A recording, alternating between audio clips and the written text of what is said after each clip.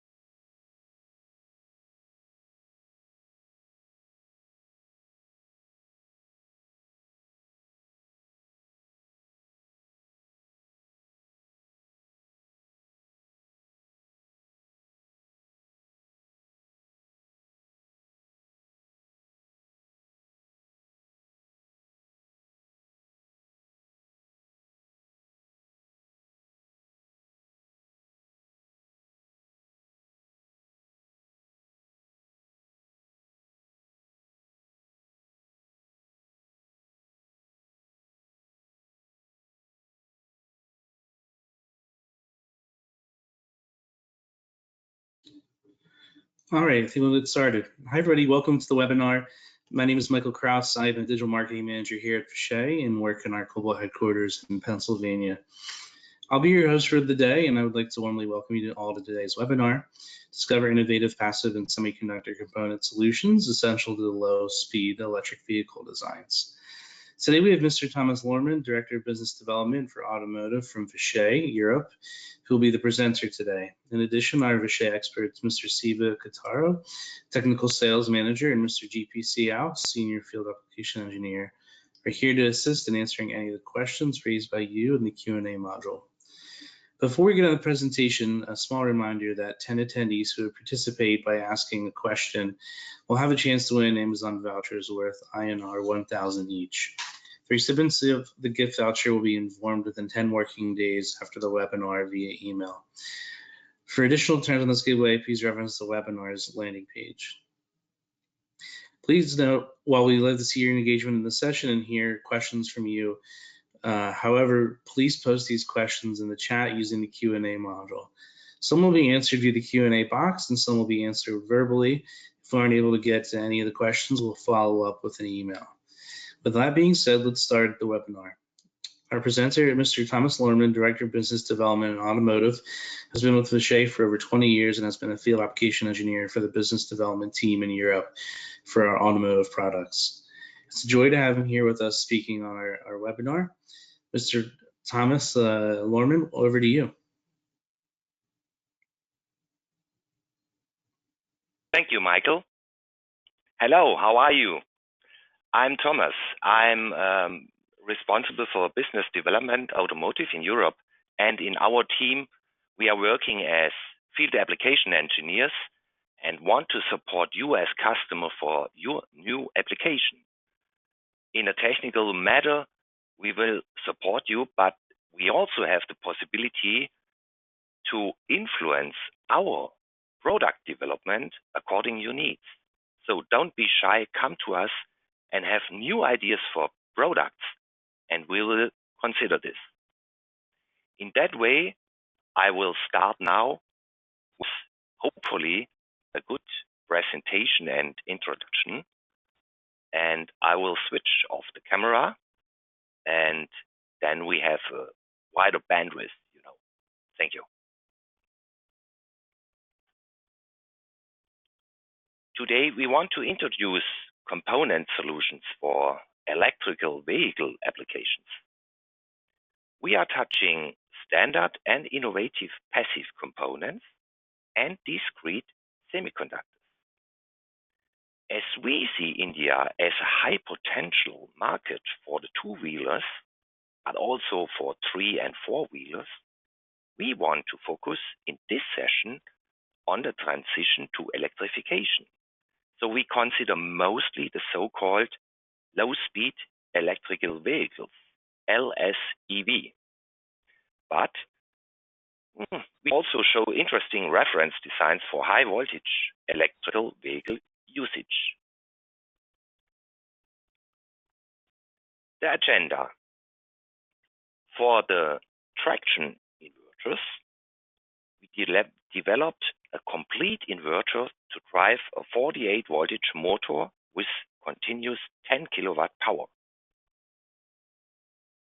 As the battery must be charged, we have created an onboard charger for single phase AC input and 48 voltage battery system voltage output. And last but not least, we are able to offer a compact module as a reference design to control a high voltage battery, 400 or 800 volt, in terms of accurate voltage and current measurements. Of course, I will show further some more application during this session. Just a short excursion to the market and some outlook. As we know, the market for battery electric vehicles seems growing steady, and ICE, so the individual combustion engines, will decline. On the left, we see a combination of battery electric vehicle, BEV, hybrid, and combustion vehicles.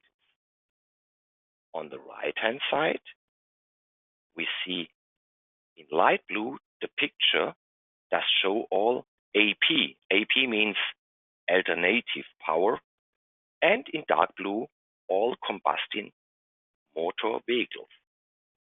So these figures are worldwide, and for us, a clear message for more and more electrification. Beside the change of the powertrain to electric and using a battery, the content on electronic is significant. Compare an older car, maybe 40 years old, we see today 8,000 semiconductors in a modern car. Passive components like resistors, capacitors, or inductors will be used in even higher numbers. Who knows Vishay? It was founded 60 years ago from Dr. Sandman. He invented a very accurate resistor with world best drift. Vishay started with resistors, invested in R&D and acquisitions, and is today one of the biggest broadliner for many product lines.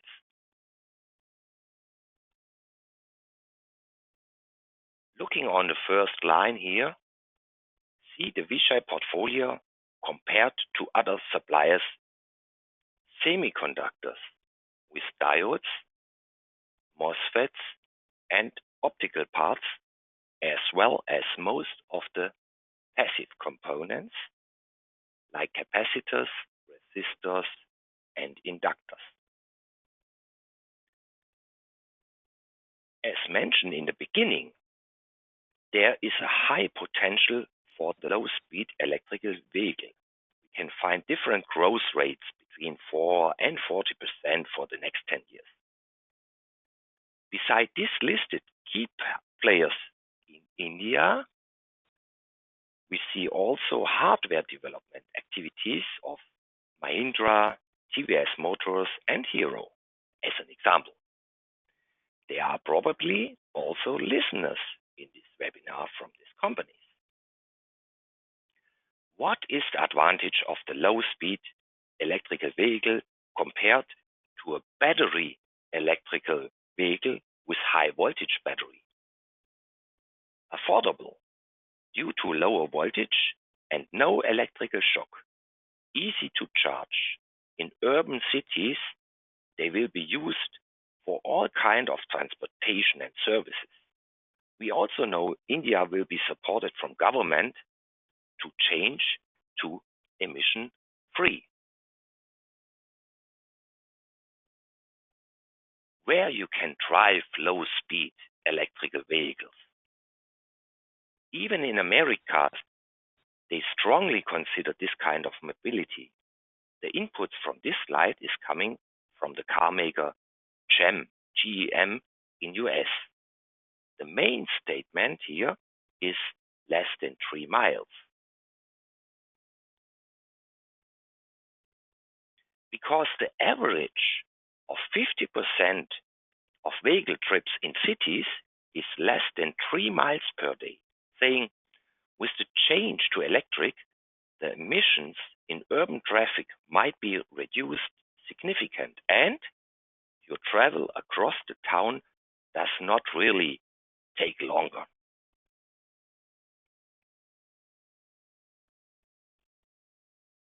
The lower speed also makes them safer, and also the acoustic emission will be better as a very good side effect. Mentioned already, using this kind of vehicles for transportation, we see a high demand from different end users, especially in the commercial environment. This forecast is also coming from GEM for the US market. See here the cross rates to different end users like golf courses, tourist environment, and hotel and airports. See here some pictures from three-wheelers for transportation. But coming now to the electrical points. This is a very simple block schematic for a low-speed electrical vehicle with 48 voltage. All green blocks can support it from our side.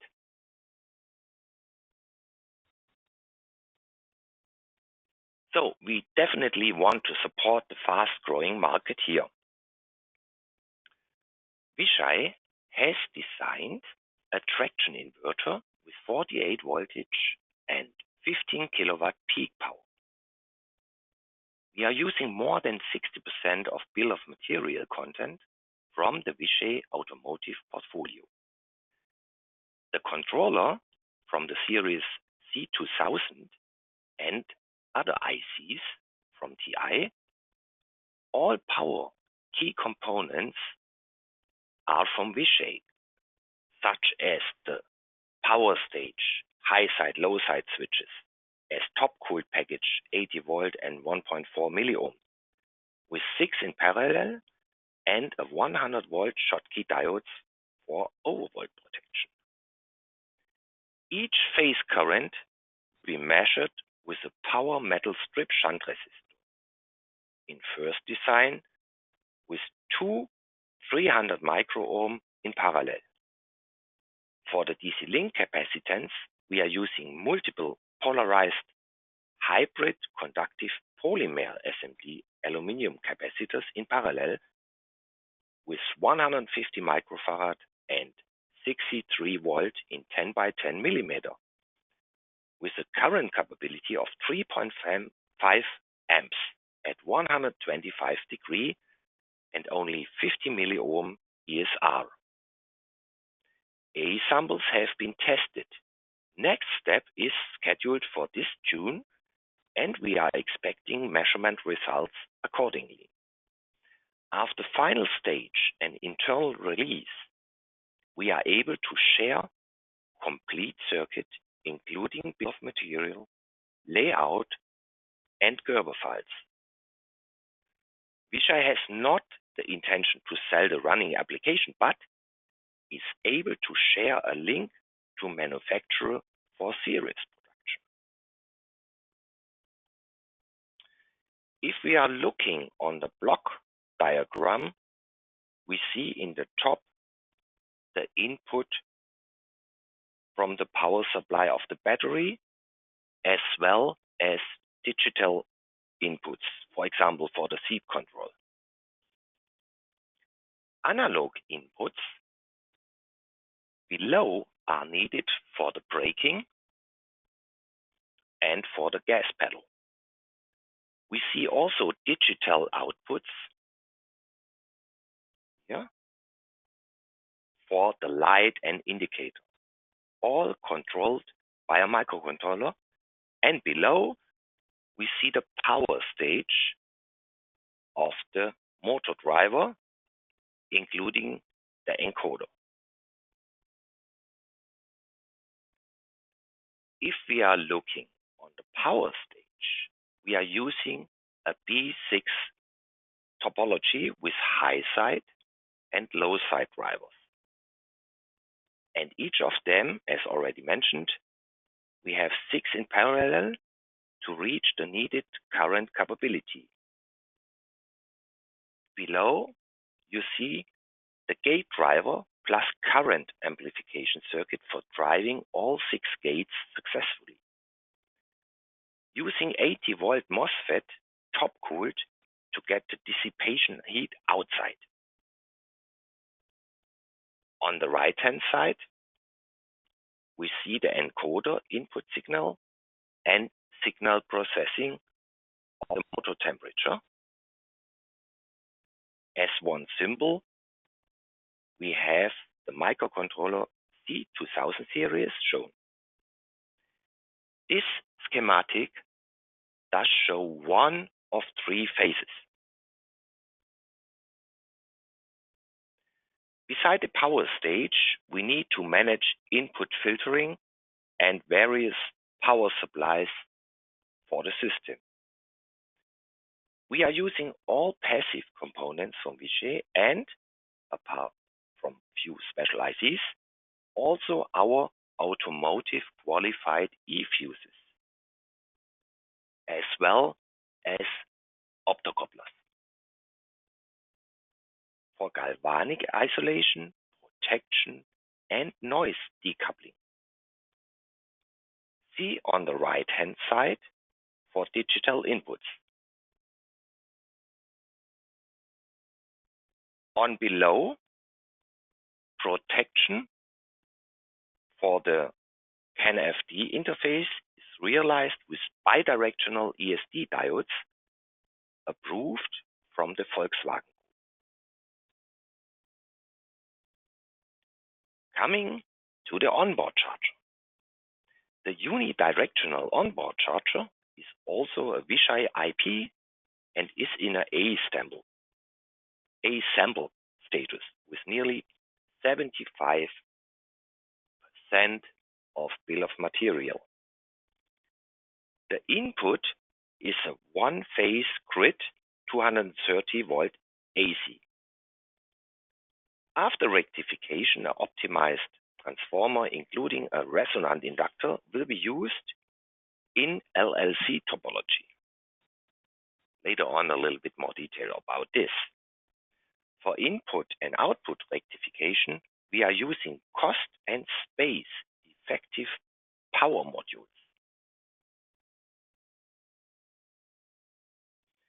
The target efficiency is more than 93% under full load with using all inductive parts from Vishay, such as transformer, EMI filter, and PFC chokes. The topology in the given functional block diagram, as you can see, is the input filter and rectification, a PFC stage, and via half bridge, the LLC converter, and finally, the output rectification, as mentioned before.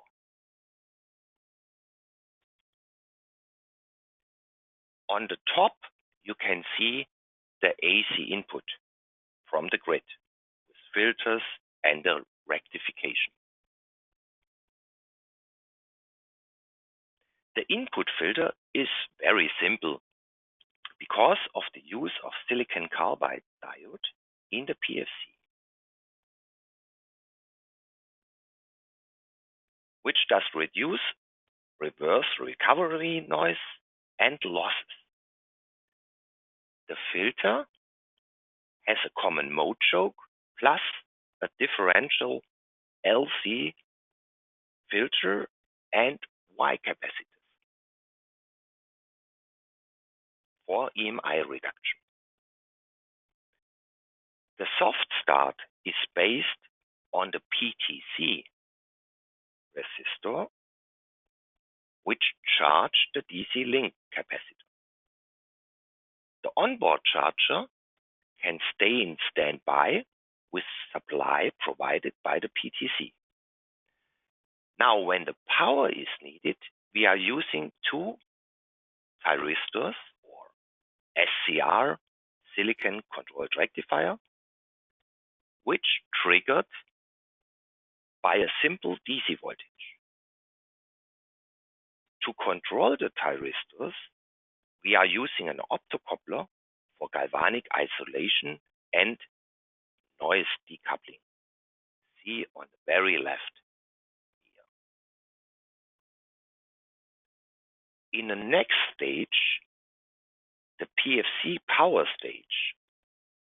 So here, as the booster is able to supply stable DC voltage with 400 volts, highly accurate, measured with a precise high voltage resistor divider, same as for the PFC input voltage.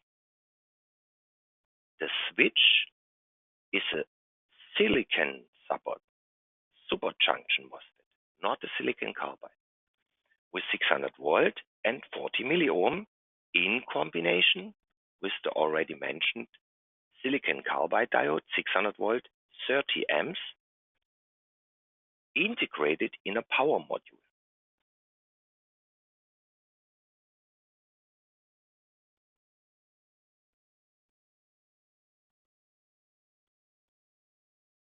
With the stable input voltage of 400 volt from the PFC, we are using a converter with half-bridge LLC topology. The switches are also silicon superjunction MOSFET with 600 volt and 40 milliohm. All of them are in a common power module with the input rectifier, sorry. So as mentioned before. So this power module, EMI pack with press fit connectors, does contain the controlled half single phase bridge, the PFC switch, and the freewheeling silicon carbide diode, and the half bridge of the LLC converter. The half bridge creates a square wave for the LLC converter. The series resonance circuit of the LLC converter consists 3 parallel polypropylene film capacitors, the transformer magnetization, and the integrated resonant inductance. The inductor for resonant and transformer are integrated in T3, the transformer, as well known under LLC resonant tank with LM, LR, and CR. The control signal of the LLC are generated from a specific IC that generate all signal for inverter in function of current limit and required output voltage coming from the MPU. The control signal is driving directly the optocoupler, here on the left, or better say, the optical isolated gate driver. The LLC MOSFETs in the half bridge run at more than 200 kilohertz. So even the opto driver has enough peak current. We need additionally current to dissipate enough energy to the MOSFET gates.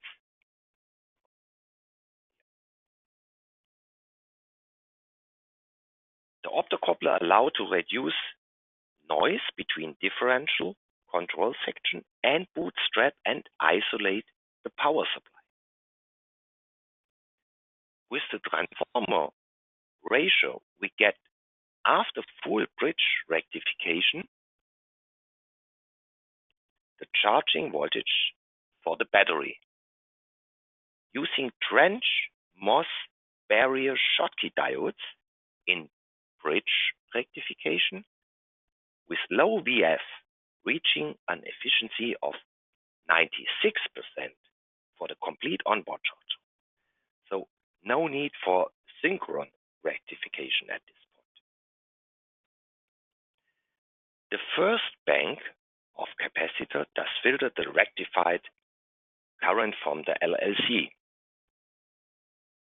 The second stage, LC filter, remove residual ripple at 2 times of the switch frequency and minimize the input current of the onboard charger and the battery. Finally, the high precision shunt allow to measure battery current during charge. As a placeholder, we see also the MCU, the microcontroller, and further a CAN FD car communication interface, very similar compared to the one we have seen in the inverter.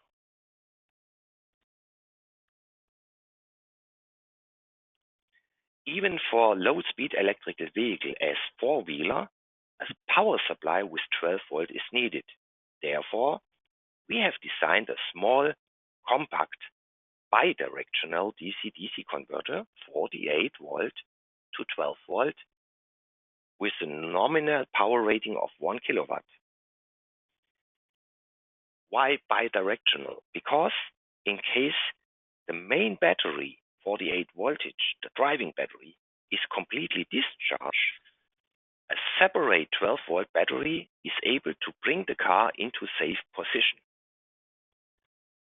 See also a list of the key components which we are used to reach electrical and also commercial performance.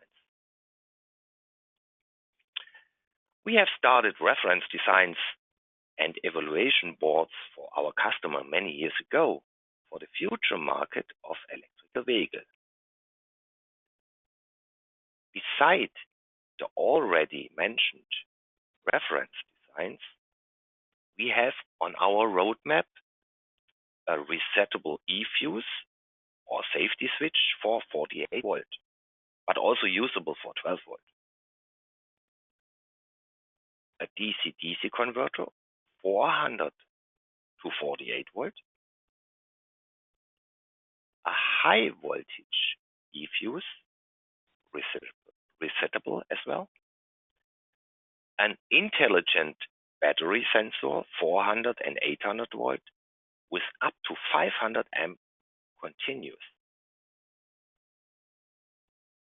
And a cost-effective and compact solution for 800 volt inverter power stage up to 4 kilowatt. Where is the 48 voltage coming from? Besides in telecom, automotive has the idea already 25 years ago with the intention to reduce the electrical losses for high power consumer in the car. At that time with 42 volt power net. Due to high development costs, the implementation was not realized in the market. So around 15 years ago, a second burst with 48 voltage power bus appeared in the target, with the target to reduce fuel consumption using recuperation, start-stop, and reducing weight due to decreased cable diameter for more and more coming high power consumer, such as climate compressor, chassis stabilizer, heater system, or electrical turbocharger. See here a very simple block diagram for a 48 voltage dual board net, which is implemented today in the so-called mild hybrid cars. We are still talking about combustion engine motors. As you can see, beside the 12 volt and the 48 voltage power bus, we need a bridge or interface between those, which is a bidirectional DC-DC converter. Already in the year 2012, Vishay developed DC-DC 12 volt to 48 voltage automotive reference design, showing best performance using mainly Vishay components. This is just having a quick drive back into the history of 48 voltage. Nowadays, the 48 voltage system might be considered also in combustion engines for the new features. They call it e-creeping, so slow moving, or e-launch, starting the car without a combustion motor. Also, e-queuing, follow stop and go the traffic if you have a traffic jam. And e-parking, parking in and parking out. So for all low speed movements. For the battery electrical vehicle, the 48 voltage system is already in development with the target to replace the 12 volt battery and have higher power supply for autonomous driving. We have developed e-fuses as reference designs in different power levels. The 5 kilowatt e-fuse 48 volt 100 amp is available as reference design, or even better say as evaluation kit, means you can order the released application via catalog distributors, for example DigiKey or Mouser. The full documentation is available, including circuit diagram, components list, so the bill of material, layout, Gerber files, measurement data, and white paper. You can test the functionality for your needs in your application and then decide using full or partly blocks and components accordingly. So besides the 5 kilowatt e-fuse, we also designed a 1 kilowatt and a 10 kilowatt. Latest is fully documented on our web. Find under the keyword e-fuse.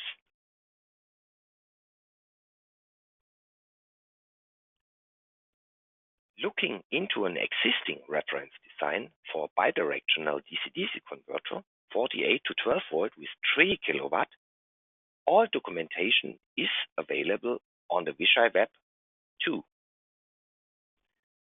The simplified schematic is shown here as one phase out of 6. Each of the phase has 500 watt continuous performance. We have input and output filters, safety switch in back-to-back configuration, power metal strip, shunt resistors for current tracking, and low ohmic high side MOSFET switch and low side MOSFET switch in Gen 5, so the latest generation of MOSFETs, to charge at the end the storage coil and discharge, and the storage coil is made from iron powder core technology.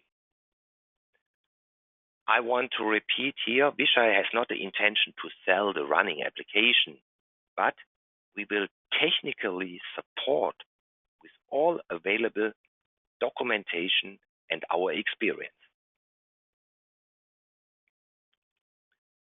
Coming to the last point from our initial agenda with the high voltage intelligent battery shunt version 2023. It's a redesign of existing IBS from the year before. This module can connect via USB-C and measure current up to plus minus 500 amps bidirectional and voltage up to 900 volt in a small package with 85 by 45 millimeter only. You can control via a standard terminal program. The intelligent battery sensor is factory calibrated with a tolerance of plus minus 0.2% for current measurement. This module can be purchased via catalog distributors as well. So you can test the functionality for your needs and decide also using full or partly blocks and components from this reference design. The existing data sheet, including the instruction for running operation, you can find on our web under the keyword IBSS USB. Let's say during our different development stages, we had some name evolutions and ended up with the high voltage intelligent battery shunt sensor, which is then the short form. So to summarize our possibility for fitting products for micromobility divided in passive components and semiconductor. In resistors, we see us as strong for pre-charge and discharge power resistors in SMD and through-hole packages. Besides standard chip resistors, we have a major market position with the power metal shunt resistor for current measurement. For inductors, we have a wide portfolio with SMD standard inductors for filter and storage, and also customized transformer products. We have a lot of qualified automotive capacitors in different technologies, such as multi-layer ceramic, so MLCC, film capacitors with focus on safety and EMI filtering, as well as tantalum, polymer, and aluminum hybrid capacitors for this kind of applications.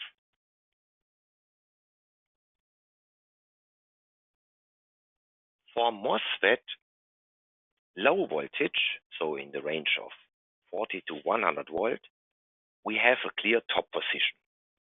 Ready also with silicon carbide MOSFET for 1200 volt for start of production in 2027, but today we are able to give first samples. In diodes, we see us as a market leader. For galvanic isolation or potential separation or electrical decoupling, you can use capacitance or inductance, but also optical technology. With our automotive qualified optocoupler and solid state relays, we have commercial advantages. Oh, thank you for your time. Now we have time to answer any questions. Michael, I give the word to you if we have collected some questions already. Thank you. Yeah, perfect. Thank you, Thomas, so much. That was a very great, informative presentation. Everyone, the floor is now open for Q&A. Just a reminder, please post your questions via the Q&A module, and we will answer them accordingly. And if we can't get to anything, we'll send an email as a follow-up.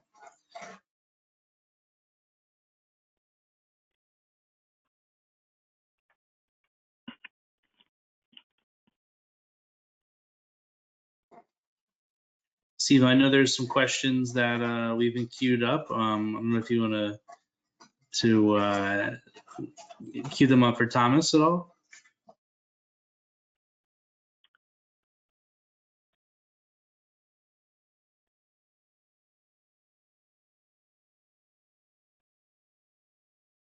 Michael, do you see any questions? Because the chat is running down, but I have no Yeah, clear picture let here. me pull them up here.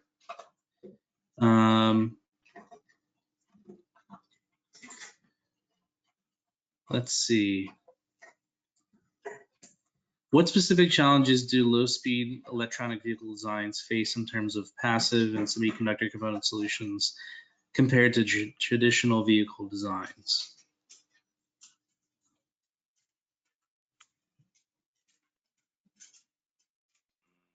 I cannot see the complete text.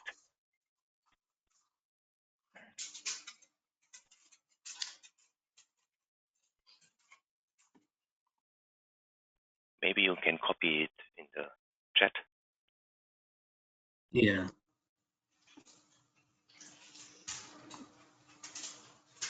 I think we have a little bit time left, so if somebody is interested in more questions or We have plenty of comments. questions. Yeah. Yeah. There's lots of engagement and questions here. Just need to share them with you. Here's one. What will the maximum rating onboard charger solution that we can offer? Is it 3.3 kilowatts or more?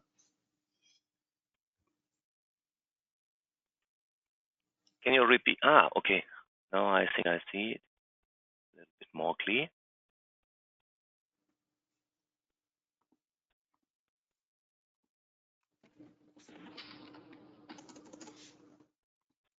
Okay, I see.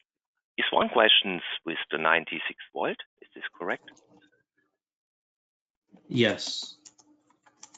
Okay.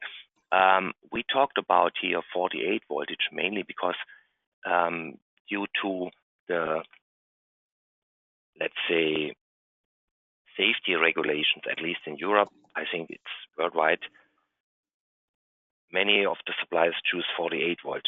But in our case, if you want to create an onboard charger and a traction inverter with 96 volt, we have, of course, the suitable products. For example, the MOSFET, we have 150 volt, also low ohmic, and you can use some in parallel.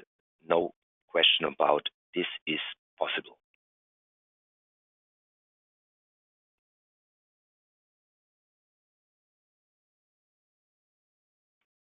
Traction inverter solution is based on power pack. Whether we have any success stories in Europe against Infineon, we have the 8x8 package, and there are other suppliers which have a little bit higher size, bigger size, with lower ohmic, of course. But if you have some in parallel, if you need it for higher current, let's say the resolution with 8x8 package compared to 10x12 or TOLL can be an advantage. So at the end, it depends on your current capability, and then it might be even more efficient to have the 8x8. And on the other side, we are also looking to develop in the 10 by 12, but due to the low thermal resistance, also with the 8 by 8 and the top cooled options, you might have even advantages with the 8 by 8. Are there any more questions, Michael?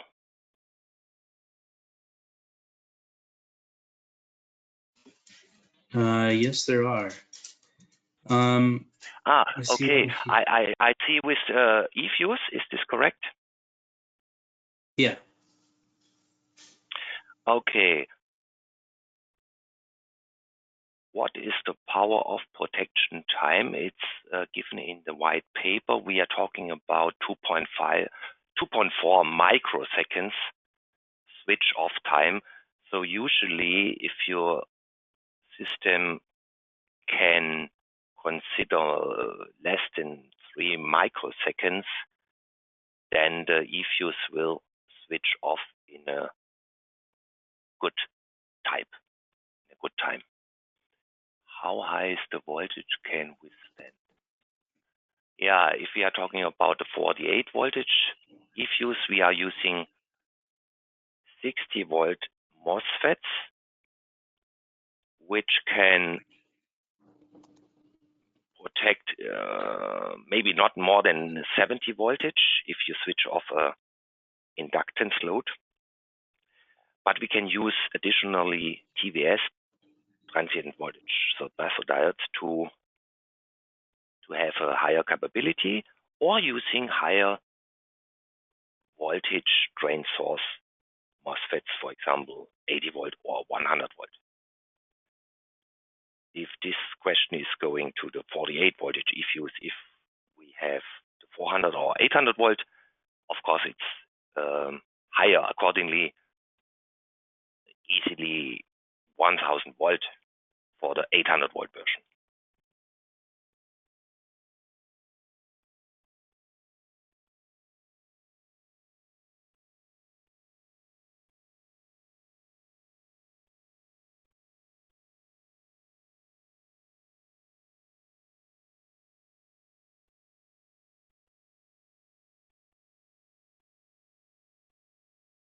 Okay, there is a question. What is the current capability, high temperature of the IBSS? The accuracy. Yeah, this up to 60 degrees is no question, because let's say we are using a patented battery shunt solution from Vishay. I mentioned the factory calibrated plus minus 0.2% tolerance for correct measurement. And this is valid more or less over the complete temperature range. So at least between minus 20 and plus 80. Because we have a special shunt, we call it TCR elimination, and this is the result. So even over the high temperature range, we can say 0.2% tolerance.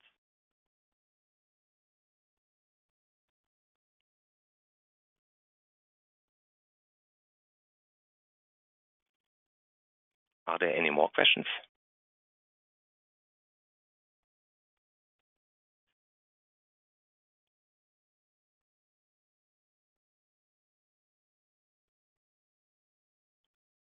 Yeah, there are a few more. Oh yes, I see now. Now I can see it. I will go from top down and going.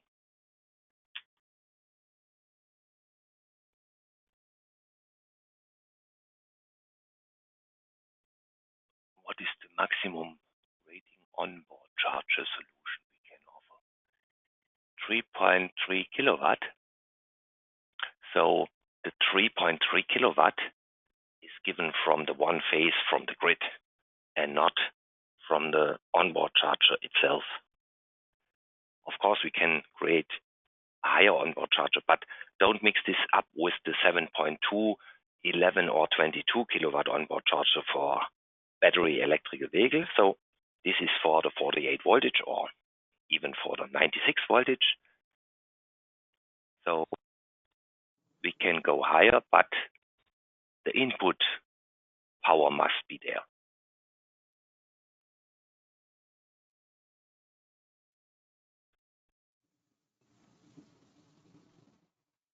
Michael, did I miss some more questions?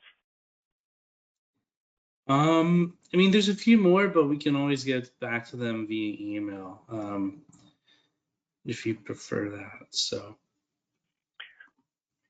There's also a question. Is automotive grade components mandatory for the off-board charger? Okay, as long it's off-board charger, it's not mandatory. As we know, for the on-board charger in the car, it's mandatory.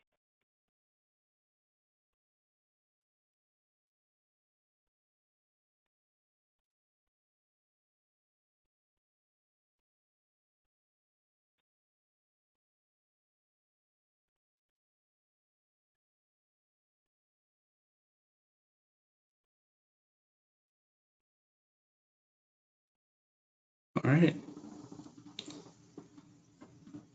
All Well, right. Thomas, I think it's a good place to wrap the webinar up. Thank you so much again for the great presentation today. And thank you everybody for joining us. To all of our attendees, we do hope this webinar has been beneficial, and we appreciate any feedback that you do have. Thank you again for attending our webinar, and we hope we were able to advance your design challenges today. Have a great day. Exactly. Thank you also. And if you have any more questions after now or later, please don't shy, contact us, your local sales, local FIE, or Michael or myself. Thank you. Perfect.